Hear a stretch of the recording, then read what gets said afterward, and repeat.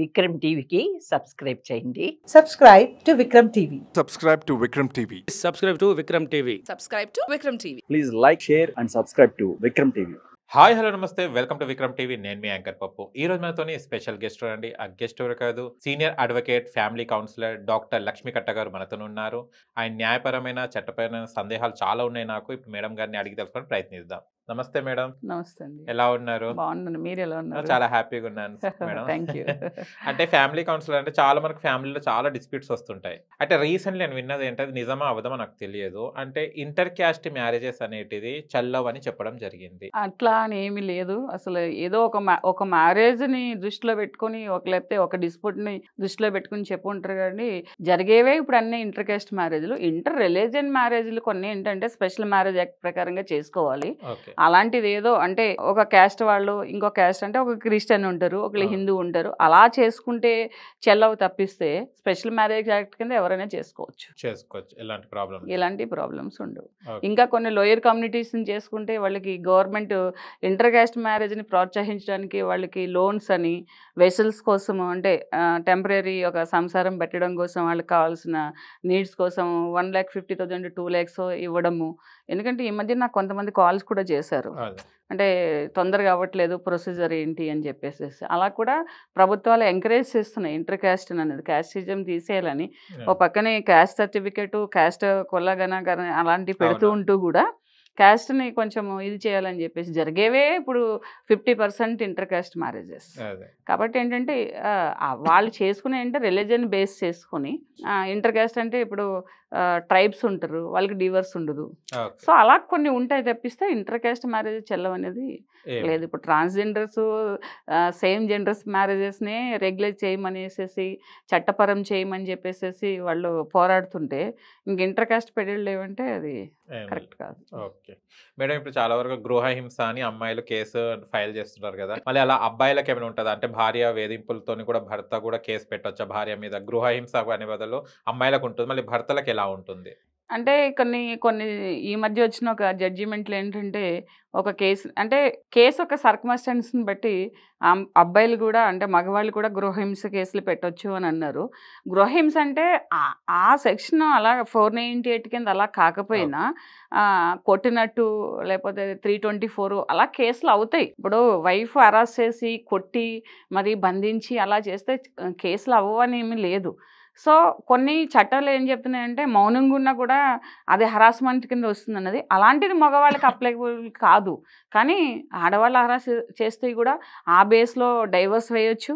Plus ఏంటంటే ఆ proofs ఉంటాయి కనుక, ఆమె హరాస్ చేస్తున్నట్టు ప్రూఫ్స్ ఉంటాయి. అంటే ఇంట్లో సతాయించడము, ఏదో ఫోన్లో మాట్లాడడము, లేకపోతే ప్రతిసారి ఆన్లైన్లో ఉండడము, నెగ్లెక్ట్ చేయడం అది కాదు. హరాస్మెంట్ అంటే అతను ఏదన్నా విట్నెస్ ఉండాలి, ఒక ఎవిడెన్స్ ఉండాలి.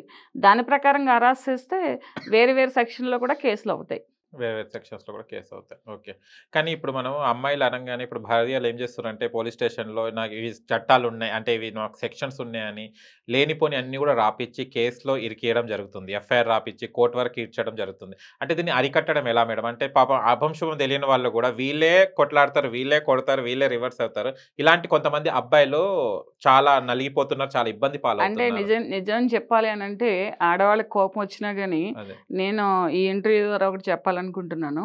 ఎందుకంటే చాలామంది అమ్మాయిలు వాళ్ళకి సంసారం వద్దు, లేకపోతే అబ్బాయితోటి నాకు వద్దు, కలవదు, నేను ఈ రిలేషన్షిప్లో ఉండలేకపోతున్నానంటే కూడా నిజంగానే డిఫరెంట్ ఒక 4-5 కేసులు వాళ్ళ మీద వేసి వాళ్ళని 30 లక్షలు ఇమ్మని, 40 లక్షలు ఇమ్మని, 50 లక్షలు ఇమ్మని సతాయించడమే కాకుండా వాళ్ళ టైం, వాళ్ళు మెంటల్ అగోని, తర్వాత మనీ, తర్వాత సొసైటీ పరంగా వాళ్ళు ఇదవడం, ఇలా అన్ని రకాలు కూడా సఫర్ అవుతున్నారు.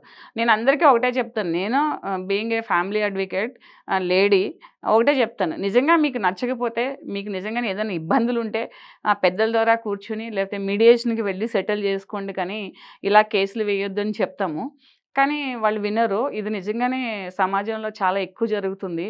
498లో అయితే చాలా అంటే అమెండ్మెంట్స్ చేశారు, అంటే అరెస్టులు చేయొద్దు, హరాస్మెంట్ చేయొద్దని. ఇంకా ఫ్యూచర్లో మళ్ళీ ఏదైనా సెక్షన్స్ అమెండ్మెంట్ అయ్యి ఇది కూడా తీసేసే వరకు ఈ బాధలు అయితే మగవాళ్ళ అబ్బాయిలకు తప్పదు.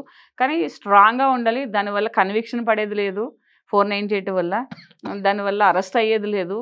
కాదంటే కొంచెం అడ్వకేట్ని పెట్టుకుని కోర్టుకు తిరగాలది ఒకటి ఇబ్బంది. దాన్ని కూడా చాలామంది ప్యానిక్గా తీసుకుంటున్నారు. అలా తీసుకోకుండా ఫైట్ చేస్తే డెఫినెట్గా ఇప్పుడు, ఎందుకంటే అడిగినంత డబ్బులు ఇచ్చేయడానికి కూడా లేదు. ఎందుకంటే ఎసెట్స్ అండ్ లయబిలిటీస్ అని ఒకటి వచ్చింది, దాంట్లో హైడ్ చేయడానికి లేదు. సో అలా కేసులు చాలా వరకు అబ్బాయిలు గెలవడానికే ఛాన్సెస్ ఎక్కువ ఉన్నాయి ఫాల్స్ కేసెస్లో.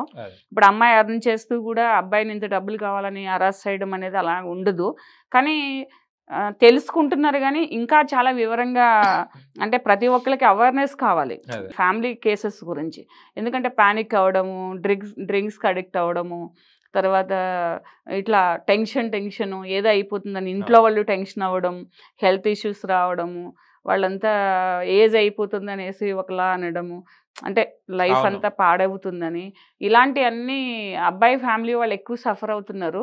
ఫస్ట్ దీని నుంచి ఏంటంటే అందరూ అవేర్నెస్ కావాలి. అంటే ఒక సోషల్ హెల్త్ గురించి, లేకపోతే ఈ సెక్సువల్ ట్రాన్స్మిటెడ్ డిసీజెస్ గురించి ఎలా అయితే అవేర్నెస్ వచ్చి జనాలు కొంచెం కేర్గా ఉంటారో, అవాయిడ్ చేస్తారు కొన్ని రిలేషన్షిప్స్ని. అలాగే ఈ 498 గురించి, ఫ్యామిలీ ఇష్యూస్ గురించి ఇలాంటి ఛానల్స్ ద్వారా పూర్తిగా తెలుసుకుంటే కనుక, అవగాహన వస్తే కనుక అంత ప్యానిక్ అవ్వరు, దాన్ని సెటిల్ చేసుకోవచ్చు.